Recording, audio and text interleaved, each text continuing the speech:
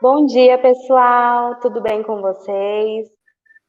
Hoje nós preparamos essa live com o intuito de fazer um tributo a todas as mulheres. Vamos refletir então sobre a importância, né, de ser mulher e pensar aí historicamente sobre as conquistas das mulheres, juntamente Olá, com as pessoal. outras professoras. Olá, pessoal. Bom dia a todos. Eu sou a professora Cíntia. Bom dia, eu sou a professora Juliana. Bom dia, sou a professora Ana.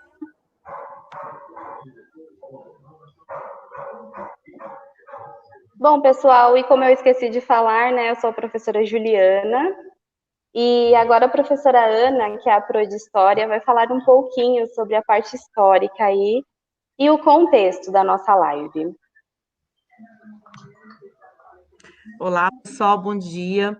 Então, assim, vou falar rapidinho, brevemente, né, sobre a questão da luta das mulheres aí no decorrer da história. A gente tem como marco esse dia, né, na fábrica Têxtil, né, onde mais de 100 mulheres, né, 123 mulheres morreram, mas a gente não pode se remeter apenas esse dia, em março, para se referir ao Dia Internacional das Mulheres, porque a gente já tem esse movimento bem antes aí desse incêndio acontecer, né? Ele só é um marco de uma forma trágica do que as mulheres vinham sofrendo. Então a gente tem o sufrágio, né, do movimento operário lá na década de 20, a gente tem a luta pelo direito do voto, que já pode ser considerado aí uma luta, né, do movimento feminista em relação ao sufrágio. Nós temos aí a Revolução Russa, a marcha, né, do dia 8 contra o czar para derrubar, né? E dentro dessa marcha também o pedido de sufrágio do voto feminino. Então, assim, bem antes do incêndio na fábrica, nós já temos aí relatos na história desse movimento, né, que nasce aí do direito das mulheres, né, principalmente em relação ao voto. Então, esse sufrágio é que vai dar aí o início de grandes mudanças na história. A gente tem em 1932 efetivamente o direito ao voto feminino aqui no Brasil, né, na Constituição de 32. Então, nós temos que pensar no dia 8 de março não como uma data, né, em que se deve falar sobre o tema, mas sim que diz respeito a continuar pela luta, né, continuar a falar, continuar ao nosso posicionamento dentro da sociedade. Nós sabemos que a gente tem aí um grande índice de feminicídio, e a gente continuar essa luta e não definir o dia 8 de março apenas como uma data ali na história, né, onde foi representado pela morte de mulheres incendiadas na fábrica, mas não, sim pela luta, que acontece já lá na década de 20 com o sufrágio eleitoral, né, e isso vai ganhando aí notoriedade pelo mundo. E a gente começa a abrir a discussão do dia de hoje.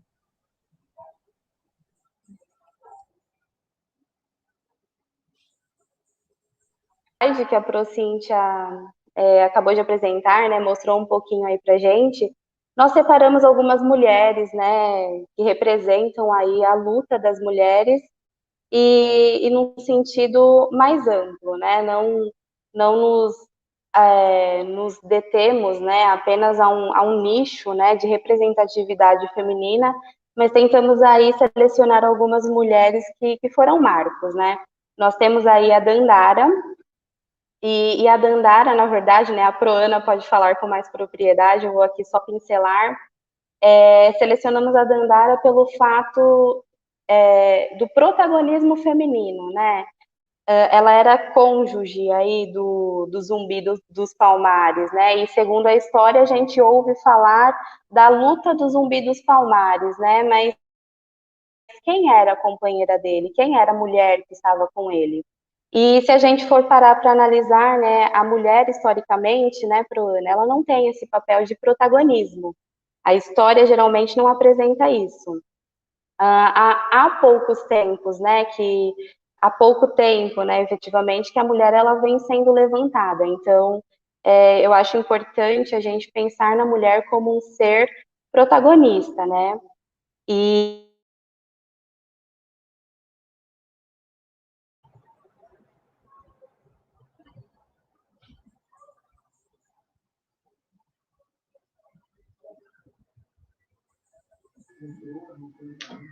Oi, acredito que a Ju tenha tido um probleminha no áudio.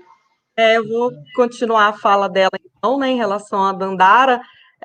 A gente tem essa questão do machismo, né, enraizado, embutido em nossa sociedade, e isso faz com que a Dandara ela não E pode seja estudada, né, nos livros, não seja tão falada aí no contexto de escola, por conta do próprio machismo, né, da nossa sociedade. Não permitiu que Dandara, né, tivesse aí essa abertura, né, que vai muito além, né, do movimento feminista negro, vai muito mais além do Dia da Consciência Negra, porque, assim, além de esposa do Zumbi, né, normalmente as pessoas que conhecem a Dandara falam, ela era esposa do Zumbi dos Palmares, né, e já coloca a Dandara na questão de estar ao lado do homem, né? De estar ali, a referência dela é o homem. E não, a referência da Dandara não é ser esposa do Zumbi dos Palmares, né? A referência da Dandara é a luta pela representatividade, já que ela também pegou em armas, já que ela também parte de resistência, né? Já que ela também teve todo esse contexto aí do trabalho árduo das mulheres negras, que não tiveram essa voz, né, de destaque como o Zumbi dos Palmares teve, né, em relação aí à consciência negra.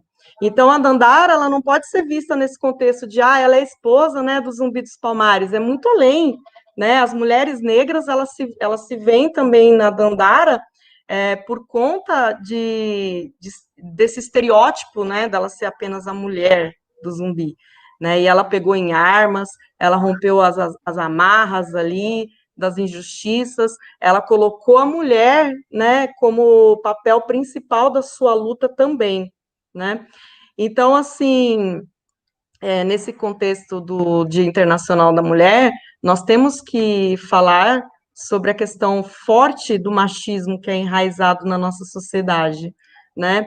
Então, assim, a gente não pode esquecer da figura que ela representa aí para o Dia Internacional da Mulher, que ela tem que ser lembrada pela luta dela, né, em relação ao seu povo, e não ficar à sombra, né, na sombra masculina aí do zumbi, né, porque ela contempla a liberdade feminina, ela protagoniza aí a resistência das mulheres em relação à cor, gênero,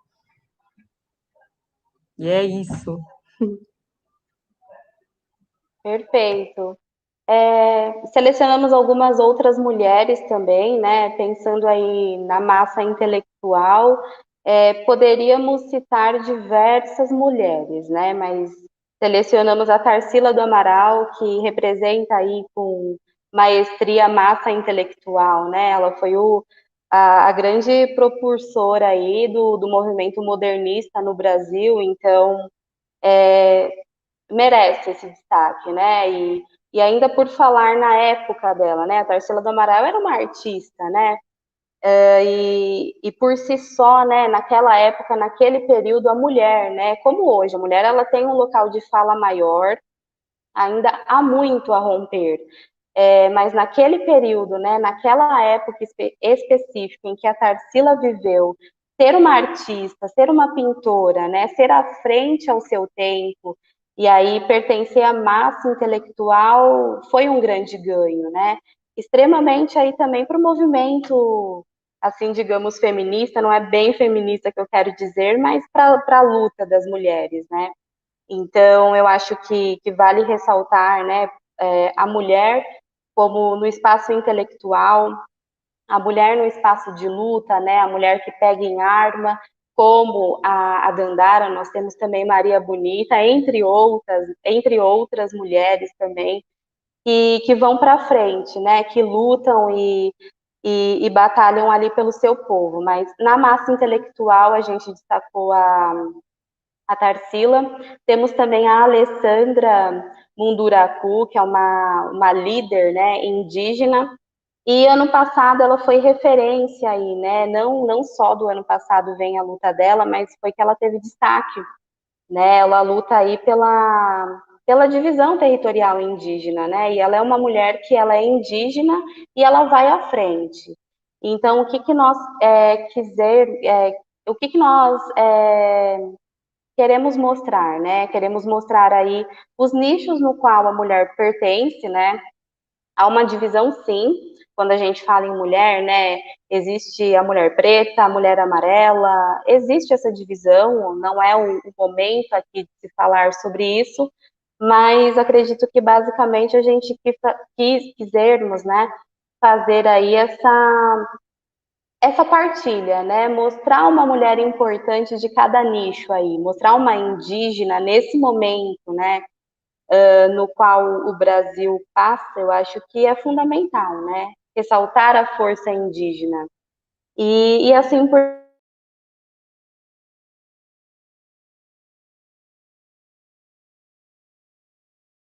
diante.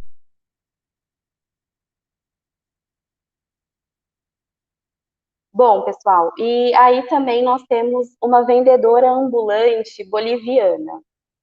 E aí, por que que nós selecionamos uma vendedora ambulante? Partindo do pressuposto, né, que a vendedora ambulante, né, a mulher, a doméstica, a mulher mais simples aí, que não vai pertencer a uma massa intelectual, ou que não vai pertencer ali a um meio político, a um meio de, né, de estar ali ao lado de seu marido, que não foi bem isso que eu quis dizer, mas usei aí essa frase. Eu acho que a vendedora ambulante em si, ela representa muito as mulheres, né? E não poderíamos deixar de citar nesse momento. E aí, por que decidimos escolher aí a vendedora ambulante boliviana?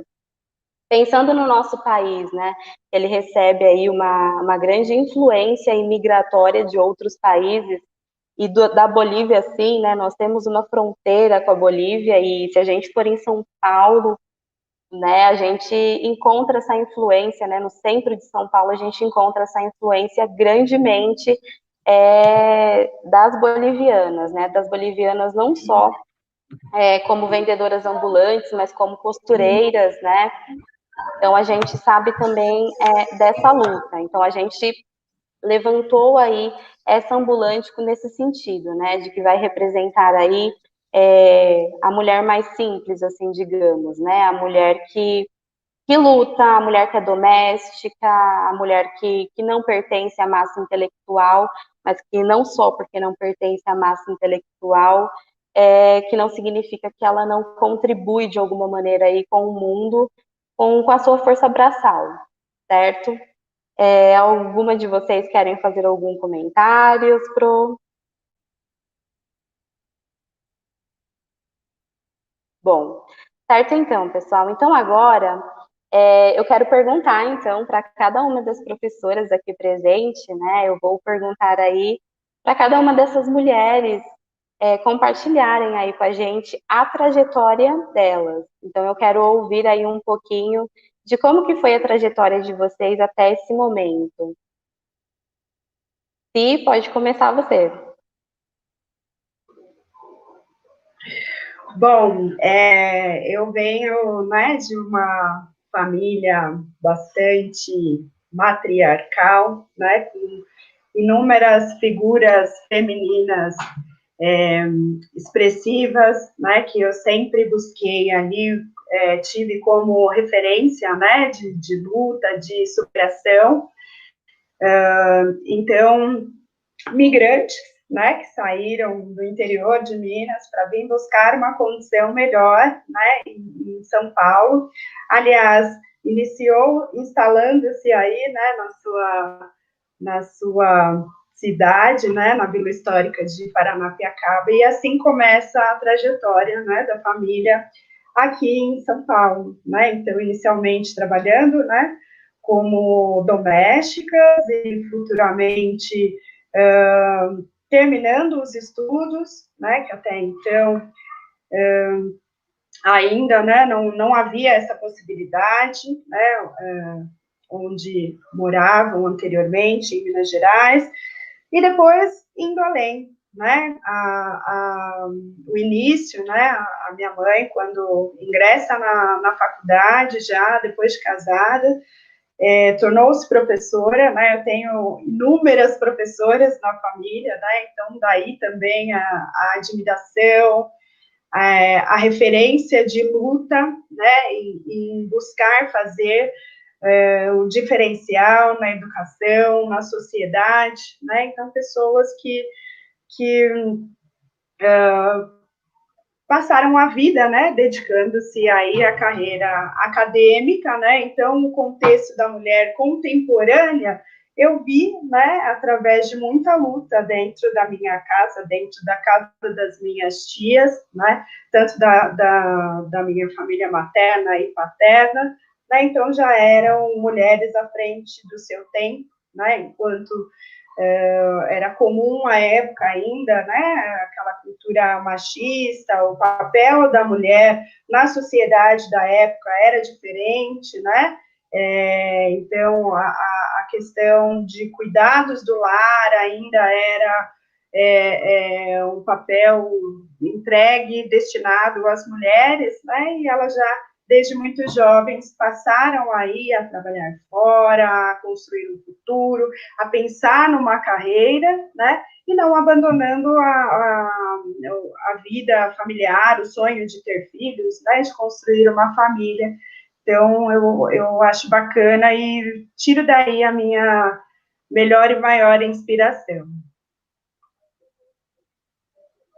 Bacana, muito legal, Si. Ju, quer compartilhar aí a sua trajetória com a gente? Claro, vamos lá então. A minha família também, né, eu sempre tive muitas mulheres fortes, assim, que são inspiração para mim desde sempre, né, especialmente a família materna, que acabou sendo mais próxima, a gente sempre tem uma proximidade um pouco maior até hoje, né, a gente sempre cresceu junto, e a proximidade sempre foi muito grande. A minha avó é uma inspiração muito grande, assim, minha avó está com 91 anos, e ela é de uma geração completamente diferente.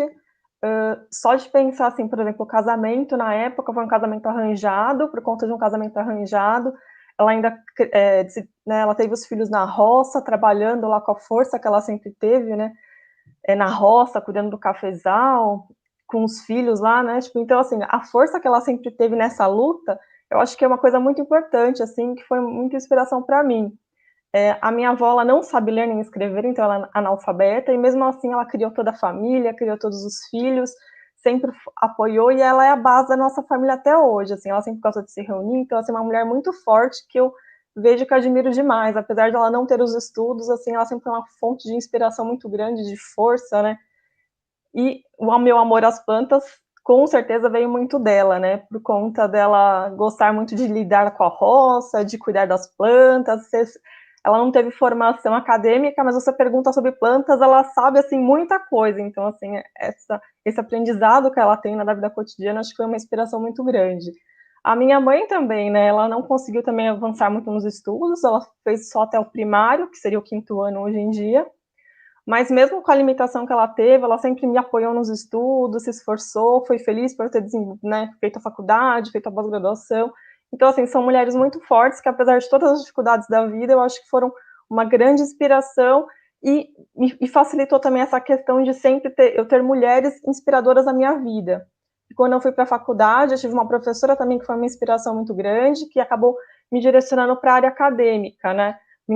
Minha orientadora também de mestrado, doutorado, foram também mulheres fortes, então, assim, as mulheres sempre estiveram muito fortes na minha vida, né, acho que por conta de toda essa trajetória na minha própria família mesmo. Acho que era mais isso, assim, que eu queria falar, tá? Obrigada, gente. Legal, Ju. Aninha, compartilha aí com a gente sua trajetória.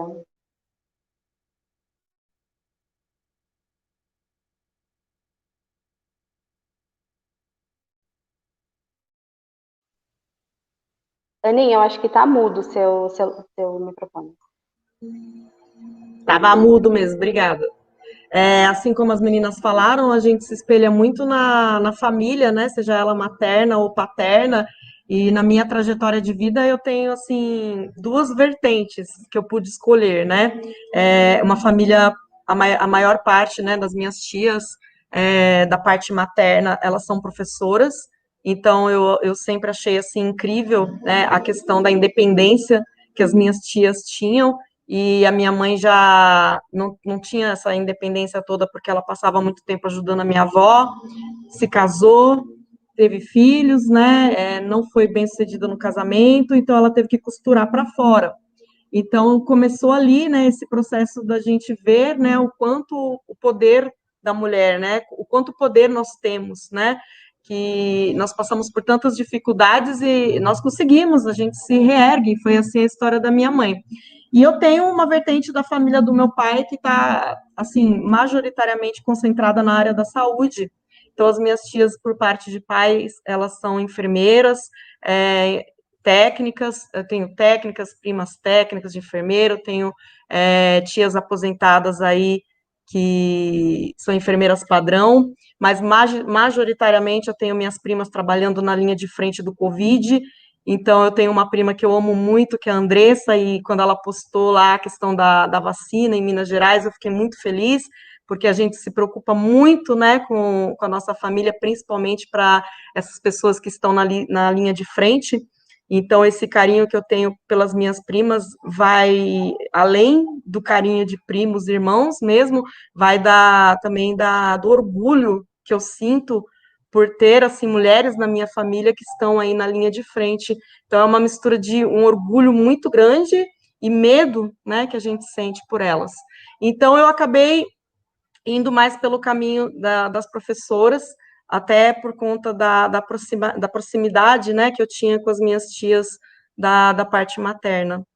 Então, comecei ali já a me interessar, tive uma professora de geografia na escola que ela sempre frisava a questão da mulher, eu tinha amigas na sala que já estavam noivas, que iam se casar, e a minha professora sempre falava assim, gente, case, mas estude, vai além, né, sonhe, almeje coisas melhores, cresça junto, né, eu sempre tive aquilo muito em mente, daí partiu a minha vontade de ser professora para modificar a vida de outras pessoas também, né, então ali já começou toda a bagagem ali para eu me envolver no mundo da educação.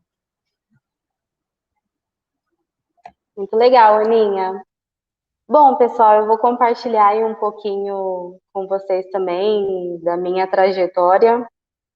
Eu tenho também professoras na família, eu tenho uma professora por parte de pai, uma tia professora por parte de pai e uma tia por parte de mãe. Mas não foi aí que eu tirei o exemplo, assim, para ser professora. Eu vou chegar nesse pontinho, com vocês. Bom, voltando atrás, assim, na minha trajetória, eu também venho de uma linha de família, de mulheres muito fortes, né? Eu tenho uma bisavó que, por parte materna, que é a matriarca aí da família. Ela também é migrante, ela veio de Minas e aí já veio com uma luta, porque o pai dela não queria que ela casasse com o meu bisavô, por ele ser negro, e ela bateu o pé e falou: não, eu vou casar com quem eu não quero casar com outra pessoa. E veio de lá para Minas para cá. Teve aí seus 10 filhos, até mais, alguns morreram, infelizmente. Enfim, né, a minha bisavó também, sem saber ler, sem saber escrever, sem ser uma mulher alfabetizada, ela teve muito pulso e construiu, assim, a família, né? Ela teve peito para administrar, né? Para assim dizer, dominar o meu bisavô e arquitetar e o que eles fariam aqui, então, no ABC, né? E aí conseguiram comprar um terreno e foram desenvolvendo a vida. Então, eu acredito que esse ponto é muito forte, assim, na minha família, né? De ser mulheres de luta, de mulheres que vão para cima aí da batalha. Bom, e aí um outro exemplo, assim, grandíssimo que eu tenho na minha vida é a minha mãe. A minha mãe, ela me teve na adolescência, com 15 anos, e aí ela parou de estudar, e enfim, né? E aí acabou casando novamente, teve outros filhos, e a minha mãe deu uma grande virada na vida dela, né? Porque a minha mãe, com seus 25 anos aí, ela foi para um EJA, terminou a escola, né? Quando ela me teve, ela parou na 7ª série. Então, com 25 anos aí, ela voltou para a escola com os meus irmãos pequenos e se formou, fez técnico de enfermagem, hoje aí também está na linha de frente há mais de 16 anos, então atua também na área da saúde e é um grande exemplo para mim, né? Ela sempre me ensinou, né, a correr atrás, assim, digamos, a ir para frente. Então, eu acredito que foi dessas inspirações que eu tive, né, forças aí para sair de Paranapiacaba. Quem conhece é um pouco longe aí da cidade, então enfrentar um trem, enfrentar um ônibus, fazer uma universidade e ser professora aí há 9 anos. E a minha grande experiência e referência, assim, digamos, né? Na área da educação, eu posso dizer que é a minha grande amiga querida, Patrícia Marques, que hoje é diretora, mas foi minha professora e coordenadora. Então, eu me lembro que quando eu estava no primeiro ano do ensino médio, eu falava, poxa, que mulher, assim, que eu amava já a língua portuguesa, sou professora de língua portuguesa, e eu sempre escrevia, sempre mostrava os meus escritos, assim, para ela, e ela sempre me inspirou muito, sempre acreditou em mim, sempre me deu forças. Então, todas as oportunidades que eu tenho, eu sempre falo para ela, né? Se hoje eu sou uma professora, há 9 anos, foi grande parte aí dessa responsabilidade foi por ela, né? Por ter acreditado em mim. Então, eu acho que daí também que entra a importância, como a Ju citou, como a Ana citou e a Si também citou, de exemplos na educação, né? Seja de parentes, ou seja de um professor que a gente tem proximidade, que aí nós vamos ter como espelho. Então, eu acho que era isso, assim, resumidamente, a minha trajetória até aqui. E agora, gente, para a gente continuar aí o nosso discurso, a Si vai apresentar para a gente uma música, né? Espero que vocês gostem e para a gente continuar aí o nosso discurso. Calma, gente, fiquem tranquilos que não sou eu que vou cantar, tudo bem? Pessoal, também está chegando, meninas, muitos comentários, muito carinho a gente tem recebido aqui pelo chat, né? Aproveito, né, para dizer aí a toda a nossa audiência que estamos aí, né, recebendo perguntas também, né? Se quiserem enviar perguntas, elas serão bem-vindas. Então, um momentinho que eu vou colocar aqui a apresentação, sugestão da nossa Pro Juju. Só um momentinho. Ah, Cíntia, era para deixar eles pensar que você que ia cantar, poxa. A nossa visualização aqui não permite, a gente ia perder todo o nosso público, toda a nossa audiência. E o que seria das nossas aulas mais tarde? Melhor não, melhor não.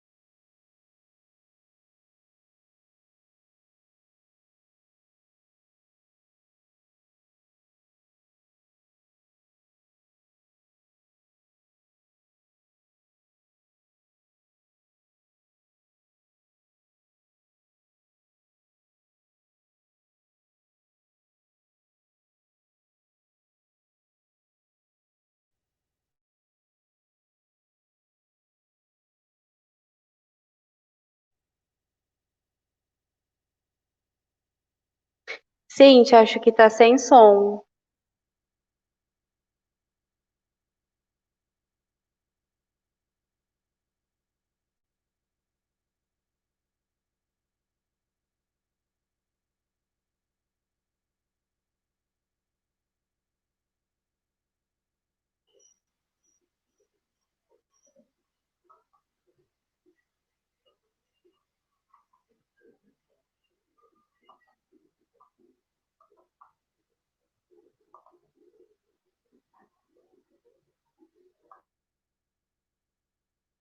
Poxa, não saiu o som do vídeo?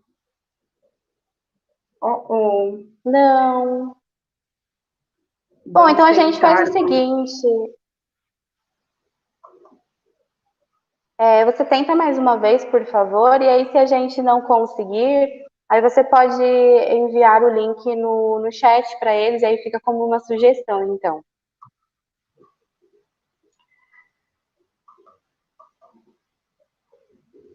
Acho que já vai dar para rolar aqui, então. Descobri segredinho maroto. Vou voltar.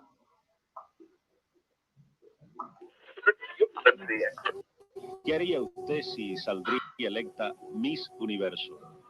¿Cómo se siente usted siendo Miss Universo?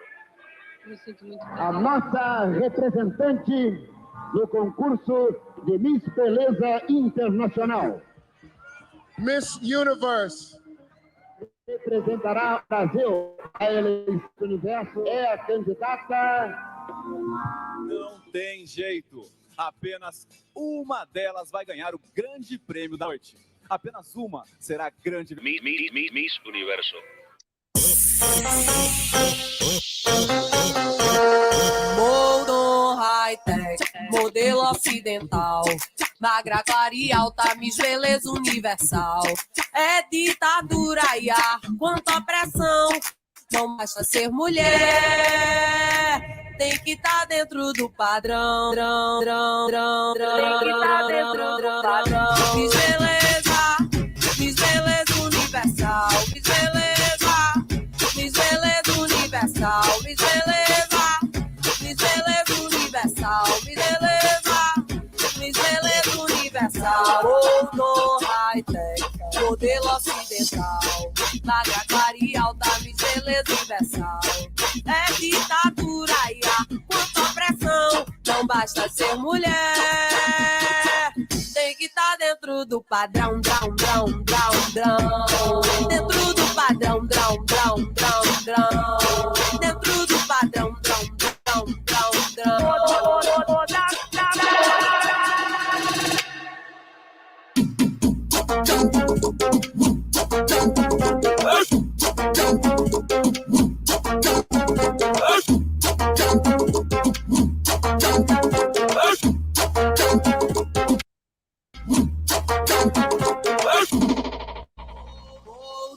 Moldon high-tech, modelo ocidental, magra, clara e alta, Miss Beleza Universal.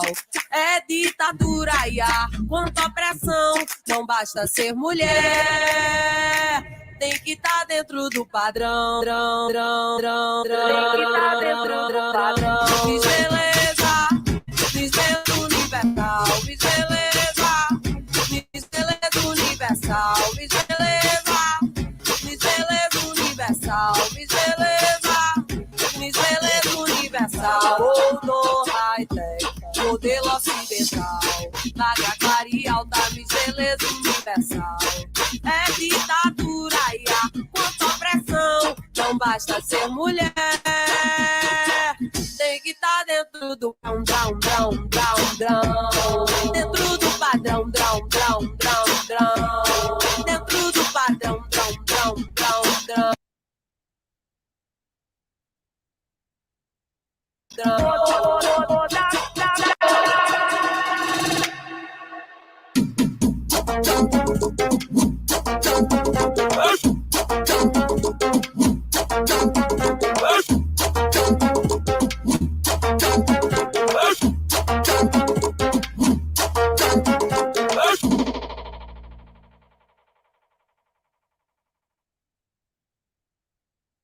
Aê, conseguimos. Bom, eu acredito que essa música, ela vem bem de encontro,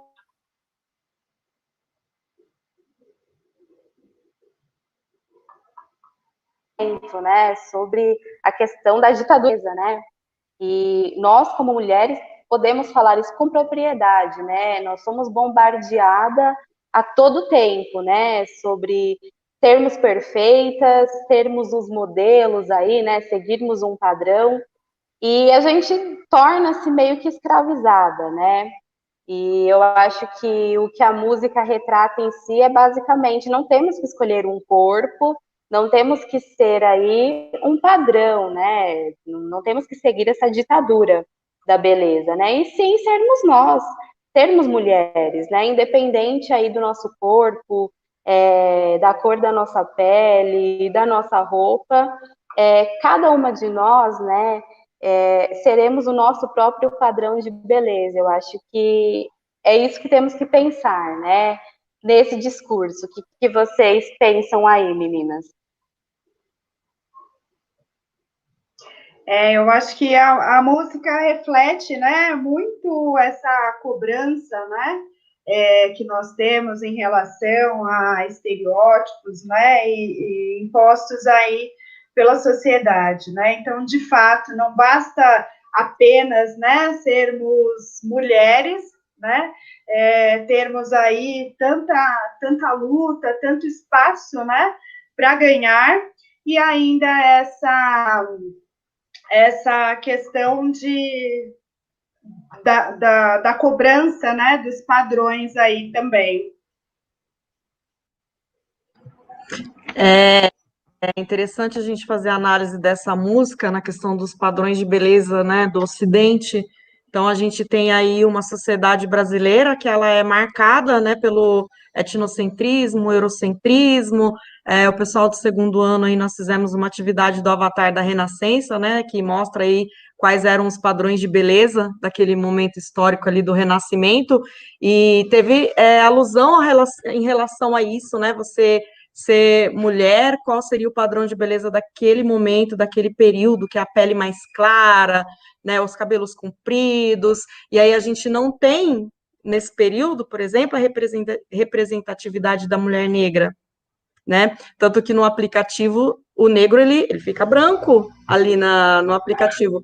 Então, nas salas de aula, né, nos segundos anos, nós discutimos essa questão dos padrões de beleza, que vai permeando o contexto histórico aí de cada geração. Então, hoje em dia, né, naquela época, a gente tinha as mulheres mais gordinhas, que eram padrões de beleza por conta da fartura de alimento. Então, eu queria dizer que se ela era gordinha, quer dizer que tinha bastante alimento na casa dela, e ela fazia parte, então, de uma casta mais rica ali da sociedade, né? E vamos analisando ao longo da história quais eram os padrões de beleza. E hoje nós temos os padrões de beleza das modelos, né? Para ter que ser magra, tem que pesar tanto, cabelo liso. E eu acho que o importante de tudo isso é realmente nós olharmos no espelho e ver que esses padrões de beleza são impostos pela conjuntura social, política, econômica daquele momento, e que a gente não tem que levar isso para a nossa vida. Que é só a gente olhar para trás que a gente vai ver que cada contexto histórico teve um padrão de beleza diferente do que nós temos hoje em dia. Então, o padrão de beleza é o nosso, né? Nós somos o nosso padrão de beleza. Como nós nos vestimos, como nós nos sentimos com aquela roupa, como nós nos sentimos com aquele cabelo, esse é o verdadeiro empoderamento, é você se sentir bem, né, levando em consideração que em todo o processo histórico nós vamos ter padrões de beleza distintos e diferentes. Sim, isso é complicado mesmo, né? Porque assim, e acabam gerando vários problemas, às vezes, de saúde por conta da pressão que esses padrões geram na nossa sociedade, né? E nas mídias sociais também, nessas influencers também, acabam levando a esse estímulo, né? Infelizmente, aumenta muito o caso de bulimia, de anorexia, né? Que são problemas devidos aí a essa questão do padrão de beleza, né? De não se sentir lá dentro daquele padrão estereotipado do que seria o ideal, né? Isso é realmente uma questão muito complicada, né? E a mulher, além de tudo, de ter ainda querer muitas vezes se encaixar nesse estereótipo, né? Tem toda a questão ali envolvendo toda a pressão que ela tem de fazer lá o que ela acha que ela precisa. Então, porque a mulher, antigamente, né, ela vivia lá para o lar, aí depois, quando ela passou, então, aí para o ambiente de trabalho, que vieram lá os métodos contraceptivos, que ela começou a tomar conta, então, do próprio corpo, de não só lá ser a pessoa para a reprodução, mas decidir qual momento, né, fazer isso. A partir daí, ela começou a atingir outros ambientes de trabalho, né, começou a ter outras profissões, só que tudo isso ainda tendo aquela obrigação, muitas vezes, de ainda ser a perfeita dona do lar, da casa, boa esposa. Então, tudo isso também são pressões, né, que a mulher acaba vivendo, além da questão estética em si, né, toda essa questão psicológica de ter que dar conta de todos esses níveis, né, porque, infelizmente, né, nós vivemos num país que é machista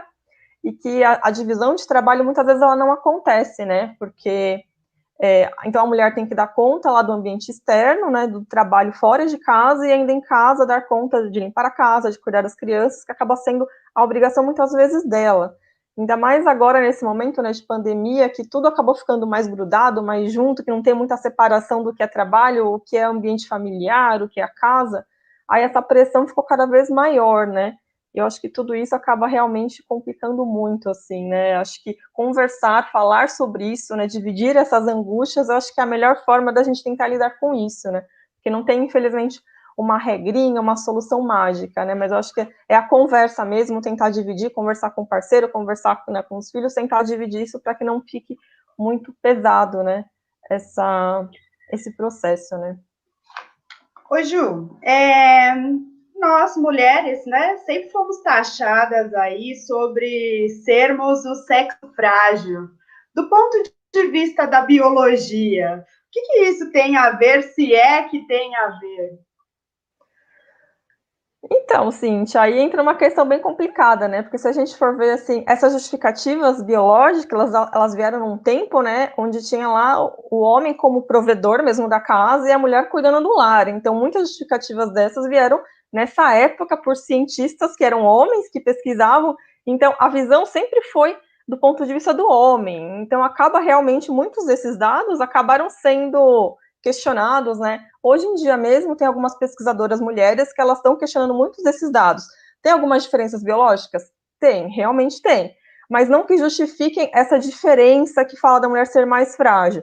Tem algumas diferenças por conta do hormônio, por conta da estatura. Então, o homem, ele tem os músculos mais fortes? Tem, né? Isso é evidente. Por conta da própria testosterona, que a mulher não tem. Então, tem algumas questões biológicas que justificam algumas diferenças, mas não que isso justifique que a mulher seja o sexo frágil, né? Eu acredito realmente que isso é por conta, né, da ciência, né, infelizmente, ter sido muito tempo de homens, né? Poucas mulheres conseguiam entrar nesse meio científico, né? Hoje em dia, a mulher está entrando mais nessa parte da ciência, e as pesquisas, então, elas vão ser menos direcionada, né? Porque quando você faz uma pesquisa, se você tem aquele padrão, você vai enxergar lá de acordo com a visão que você teve com a sua vivência.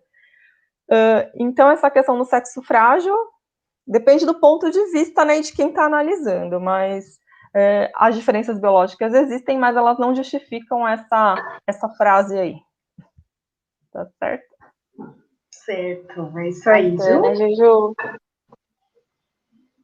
Bom, e nossa, eu acredito que assim, não tem como dizer, né? Acho que diante de tudo que um pouquinho aí que a gente tentou explanar e discutir, né?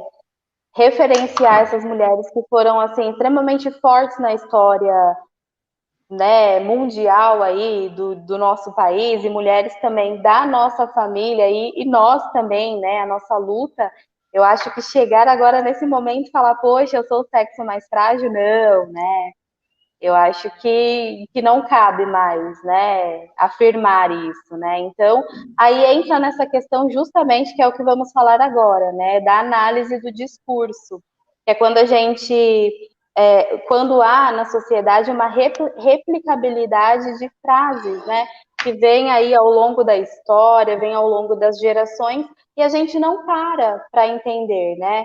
Porque eu acredito que tudo que a gente fala, tudo que a gente produz, a gente tem que parar para analisar, parar para e parar para entender, né, o significado. Não adianta só meramente repetir as frases sem entender. E aí uma grande frase, né, entrando nesse contexto, é aquela frase: mulher no volante, perigo constante, né, meninas?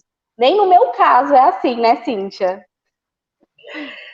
Ju, na verdade, o perigo constante, né, é o que te ronda por aí, né? estrada fora, do caminho do Pedroso até Paranapiacaba, muitas aventuras aí, mas você, olha, tem sido aí um marco de superação para desmistificar, né, essa questão do perigo. O perigo não é você, o perigo são as situações externas aí, né? Mas quem nunca, né, ouviu frases, né, do tipo mulher no volante, perigo constante, e aquela que, especialmente, né, os maridos amam falar aí, né, quando ele leva uma bronca daquelas, já logo vem deve estar de TPM.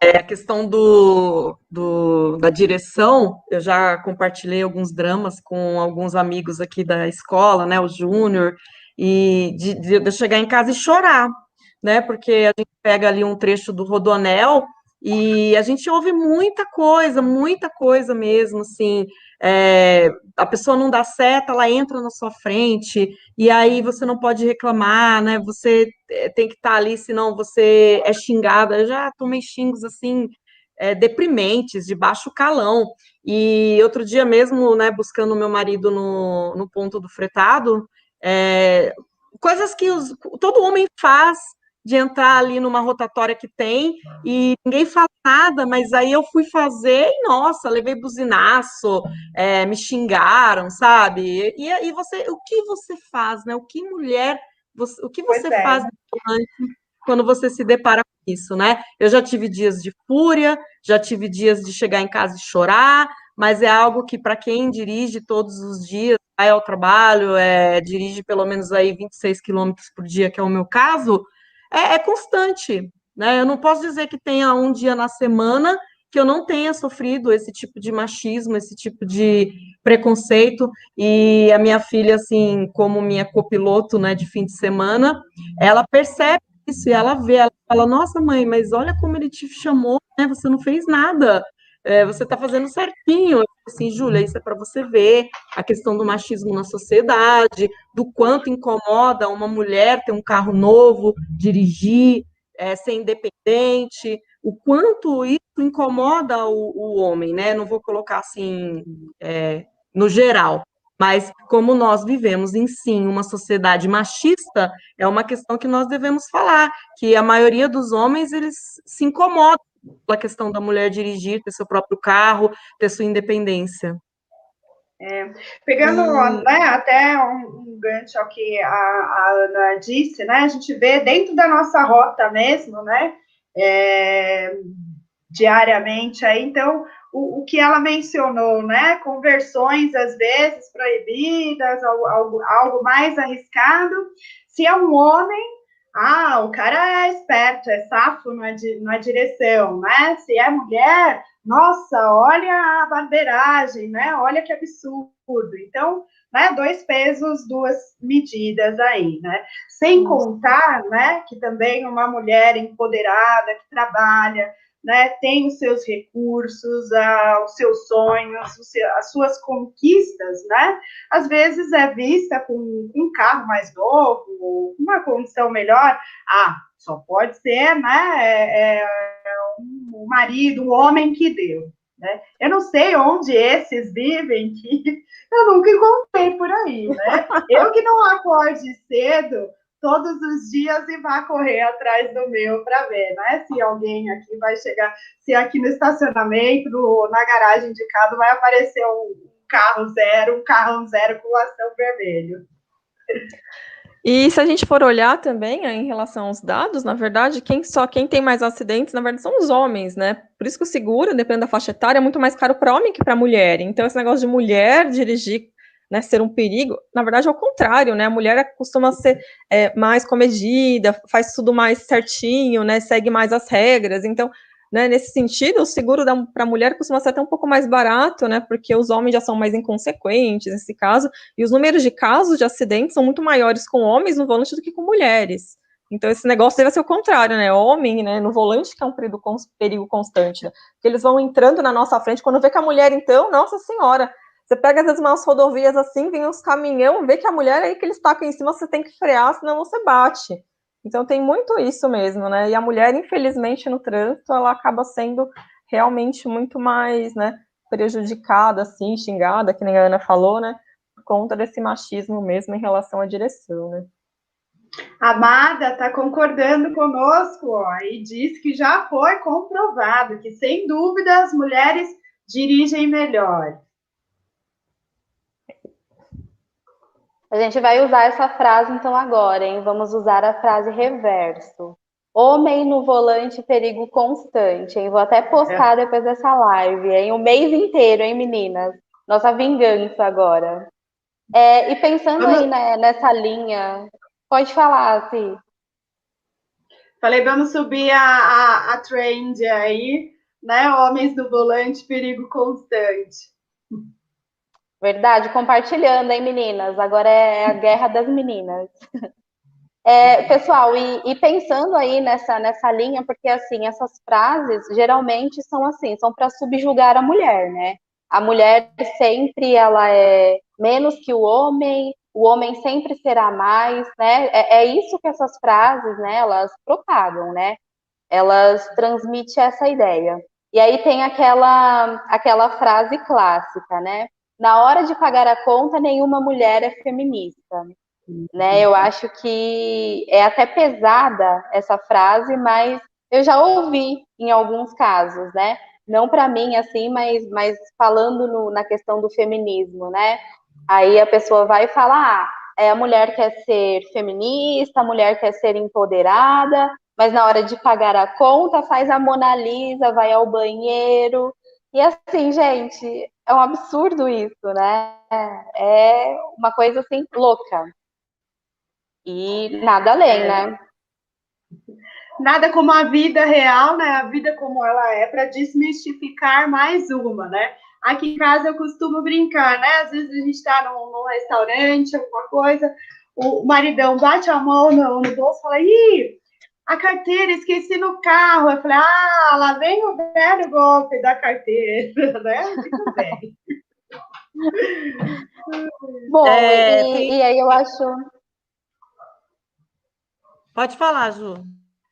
Não, pode falar, Aninha, desculpa, eu tô afobada, gente, eu acabo cortando todo mundo. Não, é porque eu vi no chat ali alguém perguntando quem foi a primeira mulher que deu início ao movimento feminista, né? E aí eu falei um pouquinho no comecinho da live que a gente não tem que se prender também a uma pessoa específica, né? A um marco específico, porque a história ela é um processo contínuo. Mas se a gente fosse pensar, né, numa mulher, né, que começou isso, a gente pode se remeter ali na década de 20, movimento operário na Inglaterra, onde a gente tem o sufrágio eleitoral, né? Sufrágio é o direito, né, a luta pelo direito ao voto. Então a gente tem a Force, que vai ser a primeira a fazer a união das mulheres, né, operárias. Então a gente poderia dizer que a gente tem um início ali. Porém, não é um marco histórico, porque antes disso nós já tivemos outros movimentos com outras mulheres ali no iluminismo, né? A questão da caça às bruxas, por exemplo. Será que a gente não pode pensar que esse momento aí de caça às bruxas também não foi um levante feminista? Não foi um início de se discutir a questão do papel da mulher? Por que a mulher é uma bruxa, né? Então, tudo são contextos históricos aí que permeiam aí ao longo do tempo, né? Perfeito, Aninha. E o batom e a unha vermelha? Quem já ouviu essa clássica, né, Cí? De mulher. Batom vermelho, esmalte vermelho, é coisa de mulher da vida, né? Graças a Deus, essa eu nunca ouvi. Também tem, né? E o comporte-se ou sente-se como uma mocinha? Mas isso também, Cintia, eu acho que é um problema, né? Vou voltar um pouquinho antes, assim. Quando a gente fala da questão de desde pequena, a nossa própria criação acaba sendo um pouco machista, sabe? Porque, assim, eu me pego muito pensando nisso, porque, assim, os meus pais, né? Eu sou mais velha, tenho um irmão. A criação, por mais, né, que a gente se dê bem e tudo mais, não foi igual, entendeu? Infelizmente, quando na própria criação a gente já tem a diferenciação de homem e mulher, e já acaba sendo um machismo meio rustido, assim, sabe? Você acaba pegando aquela criação, aquela diferenciação, e acaba pegando um pouco daquilo para você, infelizmente. Então, o machismo, ele não está só nos homens, infelizmente, ele também está nas próprias mulheres Sim. que foram criadas nesse meio machista.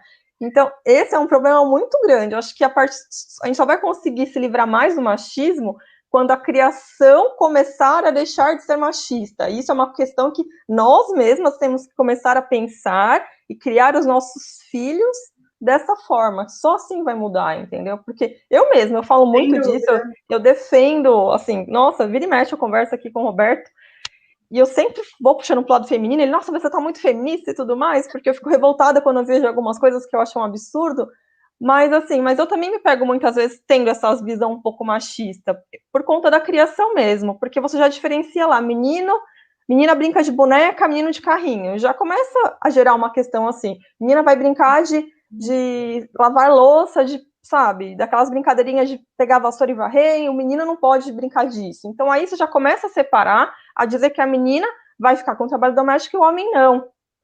Isso é uma coisa tão enraizada que às vezes é difícil a gente enxergar que é um machismo, entendeu?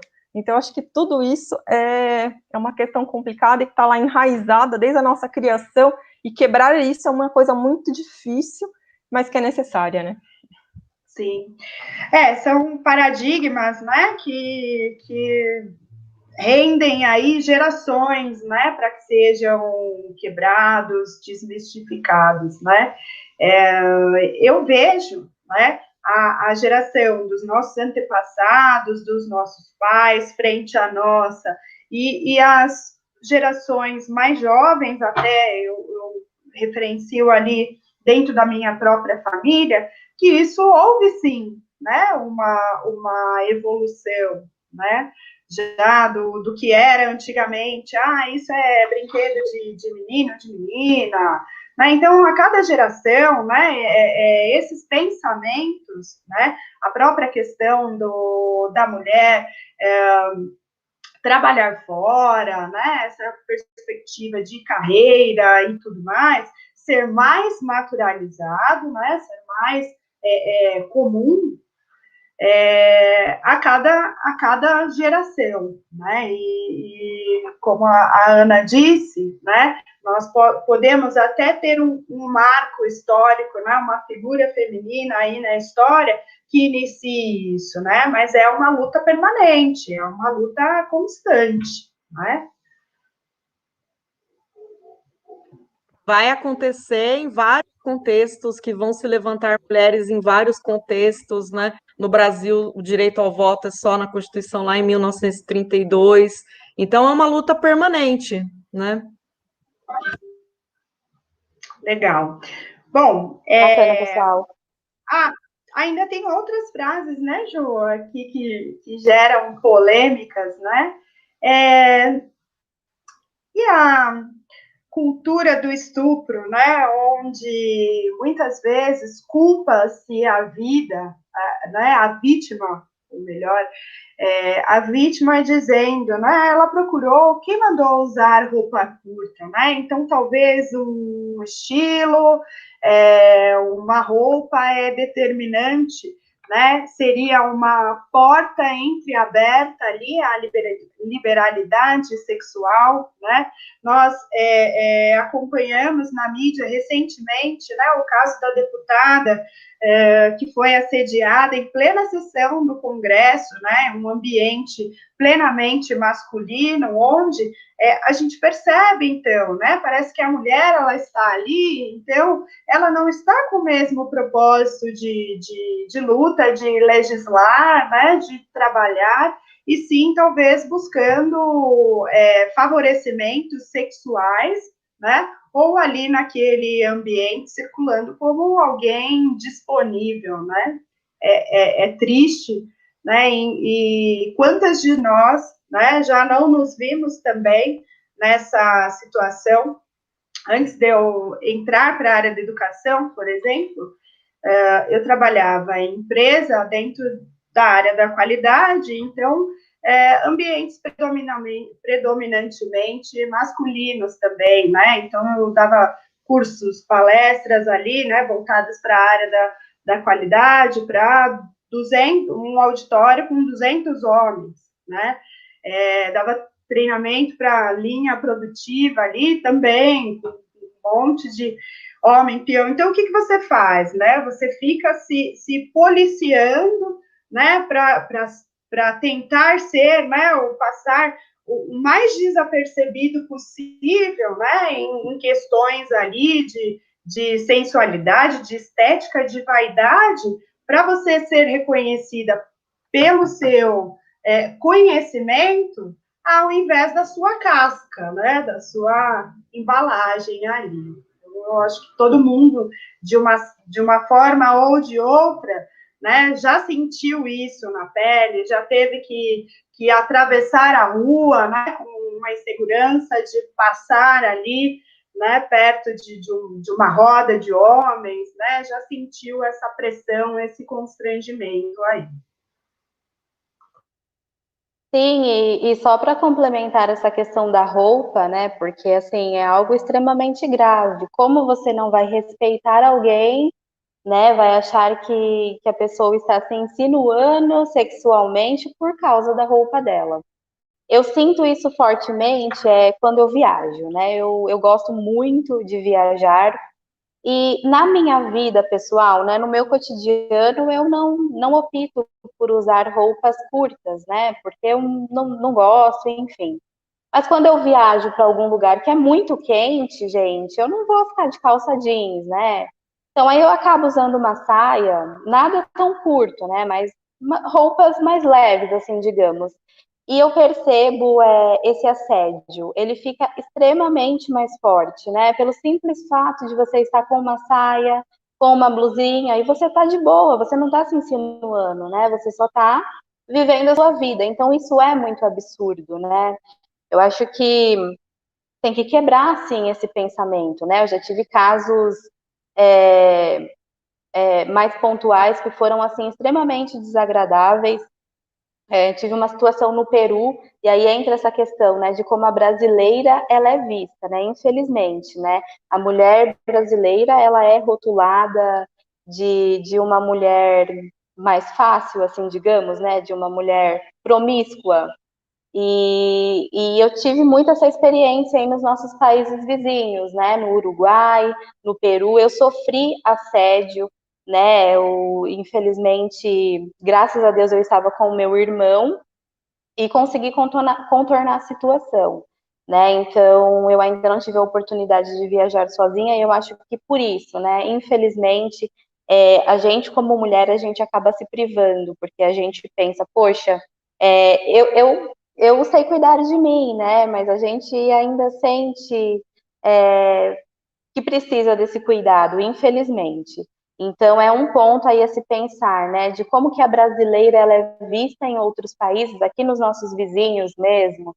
Então é absurdo. Eu acho que é justamente isso que a gente está propondo, né? Quando a gente está na escola e a gente abre esses espaços de diálogos, é justamente refletir aí sobre o que está acontecendo na sociedade, né? E quebrar. Então, esse é o espaço nosso, o espaço da escola. Então, era só essa complementação aí que eu queria fazer, meninas. Ju, só completando mesmo, eu também sinto muito isso, assim, sabe? Esse medo mesmo, né, de viajar sozinha por conta do machismo que a gente sofre. Então, acho que realmente, né, infelizmente, mulher, ainda hoje, né, dependendo do lugar que você vai, você tem que repensar 2 vezes, 3, por conta de se sentir mesmo, né, com medo mesmo, né, de ficar sozinha em alguns lugares por conta de ser mulher, né, do nosso sexo biológico, né, o que infelizmente ainda é um absurdo, né, mas acontece mesmo. Eu compartilho aí desse seu medo em relação a algumas coisas. Eu também não me sinto segura de viajar sozinha para alguns lugares por conta disso também. Bom, personas, era isso então, né? O que a gente queria dialogar com vocês. E hoje, mais do que nunca, né, a gente precisava levantar essa bandeira, precisávamos aí conversar sobre essas questões, relembrar aí mulheres importantes e que serão importantes aí para o resto das nossas vidas.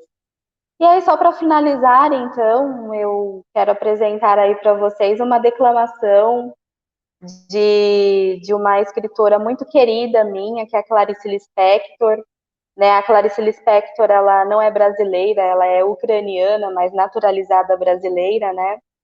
E eu sou, assim, extremamente apaixonada por ela. E aí eu elaborei uma declamação para vocês, em homenagem, né, a todas as mulheres aí, EPC, e aí também as meninas, né, as alunas e as professoras. Espero que vocês gostem. E desde já peço perdão aí pela minha filmagem, tá, pessoas?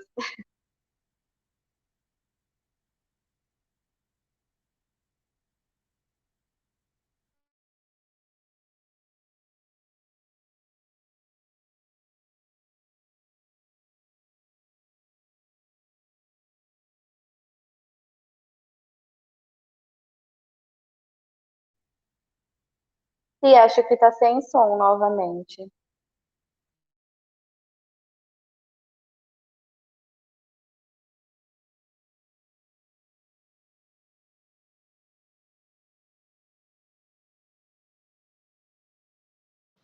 Perdão, gente. Vamos, então, tentar aqui mais uma vez. Olha, aos alunos que reclamarem da minha declamação, eu vou dar pontinho negativo, hein? É para falar que tá ótimo, maravilhoso, hein?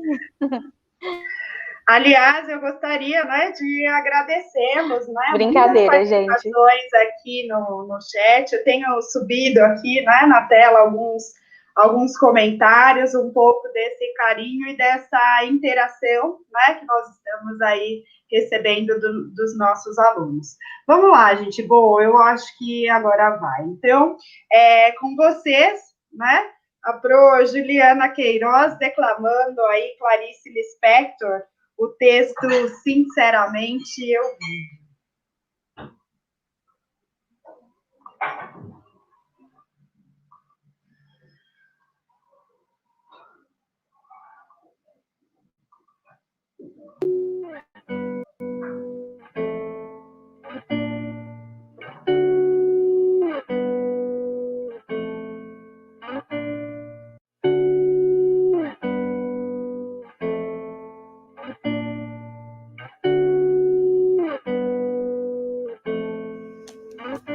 Sou como você me vê. Posso ser leve como uma brisa ou forte como uma ventania. Depende de quando e como você me vê passar. Suponho que me entender não é uma questão de inteligência, e sim sentir, de entrar em contato. Eu tenho uma alma muito prolixa, eu uso poucas palavras, sou instável, eu firo facilmente, mas também sou muito calma e perdoo logo. Não esqueço nunca, mas há certas coisas de que eu me esqueço. Eu tenho felicidade o bastante para ser doce, dificuldades para ser forte, tristeza para ser humana e esperança o suficiente para ser feliz. Não me deem as respostas certas, porque eu não espero acertar sempre. Não me obriguem a ser quem eu não sou. Não me igualem, porque, sinceramente, eu sou diferente. Eu não sei amar pela metade, eu não sei viver de mentira, eu não sei voar com os pés no chão. Eu sou sempre eu mesma. E com certeza não serei eu mesma para sempre. Eu sou filha da natureza, eu quero tocar, sentir, ser. Eu sou só uma, sou um ser. E verdadeiramente vivo. Sinceramente, eu vivo.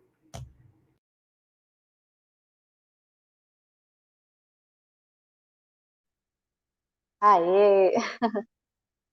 Bom, pessoal, era isso. Gostaram, meninas? São para todas vocês, para cada uma, alunas e professoras, gestoras. Esse fragmento aí de um poema da Clarice foi dedicado a cada uma de vocês. E aí depois eu envio também o vídeo para que vocês vejam depois com mais calma, né, para quem quiser. E era isso, pessoal. pessoal, eu quero agradecer demais pelas participações de vocês, pelas ajudas, né, de cada uma das professoras. E é incrível trabalhar com vocês, né? Muito obrigada e parabéns, meninas, pelo nosso dia. Ju, parabéns pela sensibilidade aí da declamação, né? Ler com a alma Lispector não é para qualquer uma, né? Obrigada pelo convite, obrigada por pensar e proporcionar, né, esse momento de reflexão, né, nessa data, que é sempre um dia, né? Eu não diria, além de comemoração, né, de reflexão e de certeza, né, que a luta, a conquista aí pelo nosso espaço na sociedade é dever, é missão, né, de cada uma das dandaras que habitam aqui dentro de nós, não é mesmo?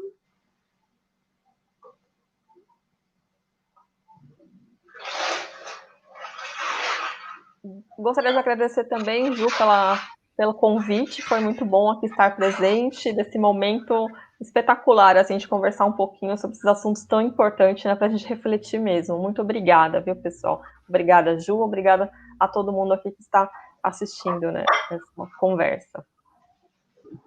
Também queria agradecer a todos que estão participando aí do chat, que estão prestigiando a gente. Obrigada às colegas professoras por esse momento aí de diálogo, tá bom? E falar, né, que a nossa luta é constante, é a gente tentar sobrepor a cada dia o melhor possível para que a gente tenha nosso papel na sociedade com o direito que nós merecemos.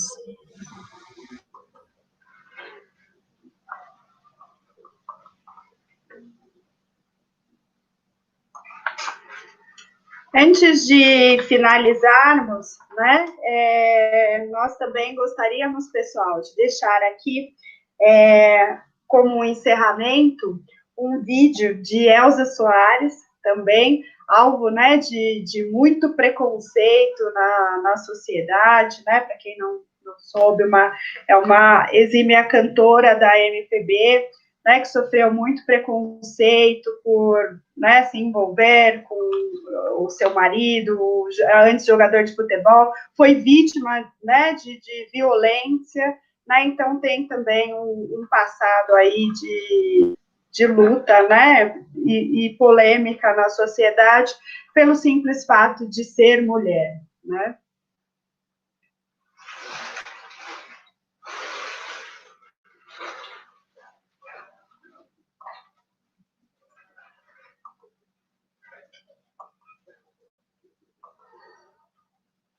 Então, gente boa, nesse clima aqui a gente se despede. Um grande abraço a todos, né? E nos vemos daqui a pouquinho aí na nossa sequência de aulas. Um ótimo dia para todos vocês.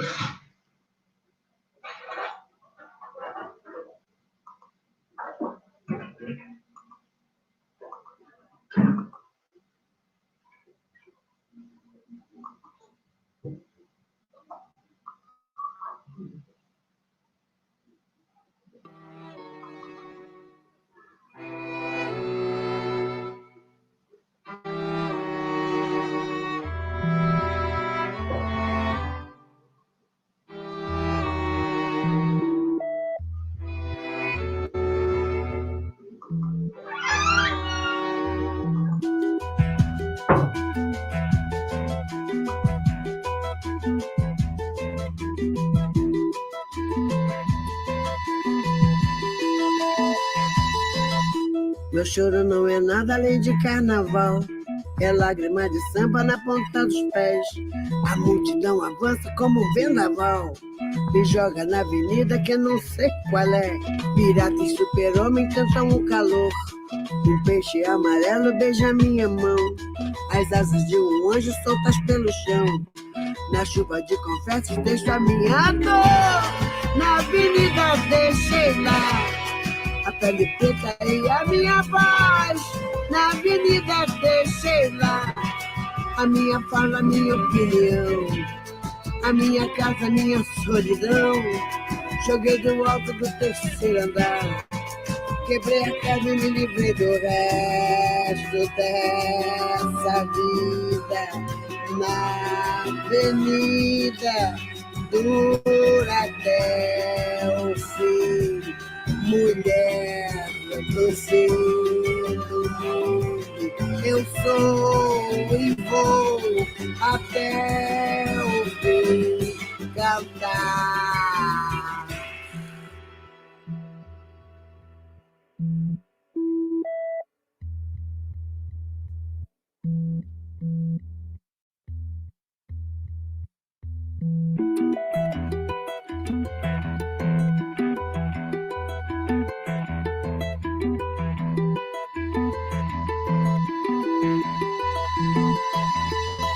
Meu choro não é nada além de carnaval. É lágrima de samba na ponta dos pés. A multidão avança como um vendaval. Me joga na avenida que não sei qual é. Pirata e super-homem cantam o calor. Um peixe amarelo beija minha mão. As asas de um anjo soltas pelo chão. Na chuva de confetes deixo a minha dor. Na avenida deixei lá a pele preta e a minha voz. Na avenida deixei lá a minha fala, a minha opinião. A minha casa, a minha solidão. Joguei do alto do terceiro andar. Quebrei a cara e me livrei do resto dessa vida. Na avenida dura até o fim. Mulher do fim do mundo. Eu sou, eu vou até o fim cantar. Mulher do fim do mundo. Eu sou, eu vou até o fim cantar. Cantar. Eu quero cantar até o fim. Me deixem cantar até o fim. Até o fim eu vou cantar. Eu vou cantar até o fim. Eu sou mulher do fim do mundo. Eu vou cantar. Me deixem cantar até o fim. La la la la la la. La la la la la la. Até o fim eu vou cantar. Eu quero cantar, eu quero é cantar. Eu vou cantar até o fim. La la la la la la la la la. Eu vou cantar, eu vou cantar. Me deixem cantar até o fim. Me deixem cantar até o fim. Me deixem cantar. Me deixem cantar até o fim.